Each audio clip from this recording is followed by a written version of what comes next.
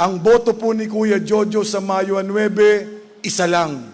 Ang boto ng bawat isang kababayan natin, tig-iisa lang po tayo. Huwag nating sayangin. Dahil kung ano man ang aking magiging desisyon, siya pong magiging direksyon kung saan patutungo ang ating bayan, lalawigan, at ang ating bansa. Nauugma po si Kuya Jojo, ngunyang maabot eleksyon, igwa kitang sarong kababayan. Nagkusog ang buot, iniaalay ang sa iyang sadiri, mapaglingkuran ang lahat ng ating kababayan. Tatandaan po ng aking mga kababayan sa Camarines Norte, walang magmamahal sa kapwa natin Bicolano kung hindi tayong mga Bicolano rin, pagkaisahan na natin, orgulyo nating lahat. President Leni Robredo po tayo. Ano po?